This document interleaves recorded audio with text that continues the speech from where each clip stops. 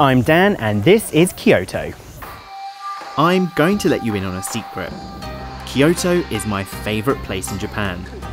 Its 17 UNESCO World Heritage Sites, made up of temples, shrines and gardens, are everything I wanted Japan to be. Traditional, beautiful, peaceful. But what gives Kyoto its understated edge is the blend of old and new. Sitting alongside the ryokan, pagodas and kagai flower streets is a modern city that may not have the buzz and general craziness of neon neighbour Tokyo, but I think it's the perfect introduction for your first time in Japan.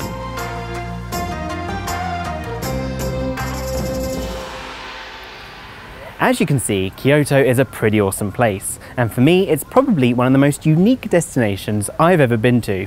So let's take a look at how I got here.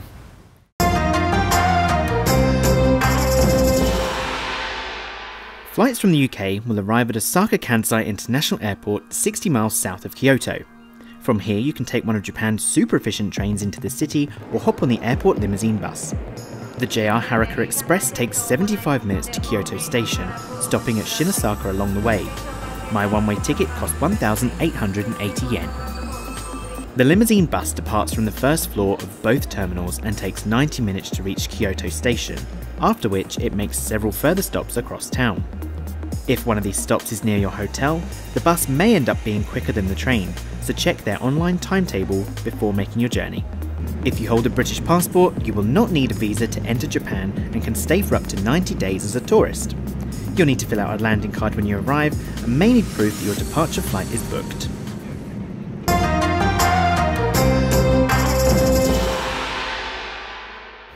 When it comes to discovering new cities, I am a massive advocate of getting the bus. Why? Because it's a great way to do some cheap sightseeing. And in Kyoto, it's also a particularly good option, and here's why. Somewhat surprisingly for Japan, Kyoto does not have an extensive subway network.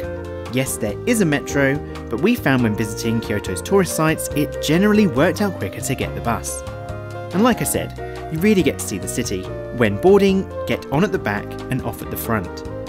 Kyoto buses have a single flat fare of 230 yen that you must pay as you get off. The driver will not have change, so make sure you have the exact money when buying a single. However, I recommend doing what I did and picking up a 24-hour pass for 500 yen. I picked mine up from one of those vending machines right there, which are outside Kyoto train station, which is super nifty because as you can see, the buses are right there. As for navigation, get your data sorted and use Google Maps. It's as reliable as ever in Kyoto. Alternatively, you can use the Arikamachi Kyoto Route Planner app, which is free on iOS and Android.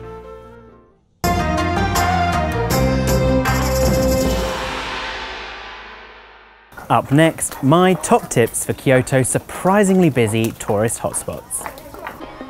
First up is Kyoto's Old Town Gion. This is the place to go for traditional Japan and my personal favourite. If you're a fan of Memoirs of a Geisha and all things historical and cultural while topping up your Instagram feed, this is an absolute must visit, though it can get rather busy. Kinkaku-ji, or the Golden Pavilion, is, you guessed it, covered in gold. According to local custom, the gold plating will purify negative energy. The temple itself is stunning, although there isn't a whole lot else to do here once you've got that obligatory photo.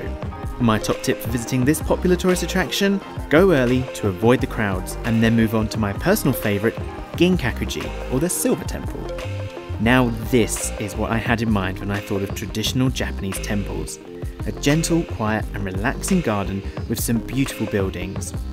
Next up is the Fushimi Inari Shrine and its thousands of orange torii. This legendary site is one of Japan's most famous and most photographed. It's just a short hop out of Kyoto city centre. To get here, take the JR line to Inari. A return from Kyoto Central, where we got it from, was 280 yen. The gates line the paths up to the Inari mountain, and if you can get ahead of the crowds, is a beautifully serene experience. The walk to the top will take a couple of hours, but the views over the city make it well worth it in my opinion. Fushimi Inari is open 24 hours a day, all year round, and best of all, it's free to enter. Last on our list is another site further along the line from Fushimi Inari, Nara, or more specifically, Nara Park and its hundreds of friendly seeker deer. Just got off the train at Nara Park, and there are deer everywhere. I don't know if you can see them behind me. Looks like a mum and 2 babies, so I don't want to get too close in case they eat me. So of course, I was eaten right away. You can buy crackers to feed the deer, just be aware that once they know you have some, they'll go for you. Pro tip here is to stay calm and hold out 1 cracker at a time, just like this. To get to Nara, we took the JR Nara line from Kyoto to JR Nara station, which cost 690 yen each.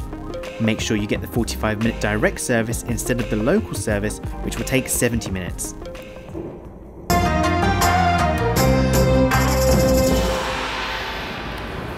I love pretentious food, so when I found out Kyoto had over 100 Michelin stars, I knew this was the place for me. Now that's a lot of restaurants to go and try. I'd recommend starting at the department stores though. Here's why. Department stores in Japan are typically multi-storey behemoths, with each floor dedicated to different sections. And while the stores in central Kyoto can't match the scale of those in Tokyo, they're certainly cut from the same cloth. Often, the top floors are dedicated to restaurants and places to grab a quick bite. So here's the thing about Japan. The attention to detail and the care taken in food preparation is unrivaled. The food on offer here is nothing short of spectacular, and the best part about sticking to the larger department stores is the wide variety of options from which to choose. My top tip for Kyoto is to head to the station.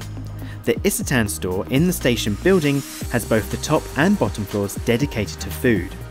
The top is a selection of restaurants, but best of all, the bottom floor is a huge food hall with just about anything you can imagine. This is the absolute best place to load up your packed lunch before a day's sightseeing.